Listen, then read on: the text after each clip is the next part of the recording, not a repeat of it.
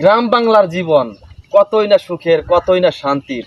মানুষ শহরে বসে ভাবে, কিন্তু আসলে তা না। আমরা এই বিলে বসে কতই কষ্ট করি তোমাদের জন্য, ঠিক আছে? আমরা মাছ মারি বিলে নেমে, আমরা শাপলা তুলি বিলে নেমে। আমাদের মাছ মারতে দেখো হাত পা সব খাইয়ে যায়, ঠিক আছে? তারপরেও এই মাছের আমরা ন্যায্য মূল্য পাই না।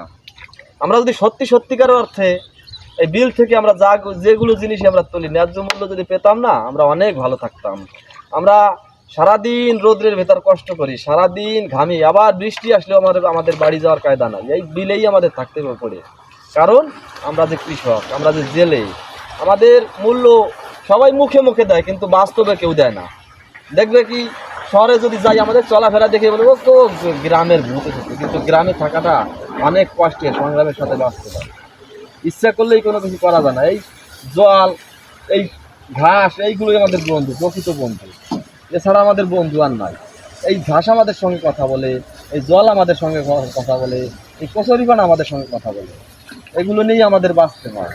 দেখবা আমরা সারাদিন খাটাখাটনি করার পরে আমাদের খুব ক্লান্ত লাগে, কিন্তু ক্লান্ত লাগলে আমরা কী করবো? হ্যাঁ, ক্লান্ত লাগলে আমাদের কিছু করার নাই। আমরা এই যে দেখো, সারাদিন আমি কাজ করছি, কাজ করার পরে একটা গুনে পাচ্ছি, দেখি কী বাদে, কিন্তু সেই আশানুরূপ ফল আমি পাবো কিনা জানি না। কয়টা বাজছে? এই কটা বাজছে, এই কটা বাদলেই তো হয় না, আরও বাঁধার দরকার ছিল। এই কটা মাছ বাদলে হয়? একটা গুণের দামে 100 টাকা, ঠিক আছে? এরপরে আবার খাটাখাটনি আছে।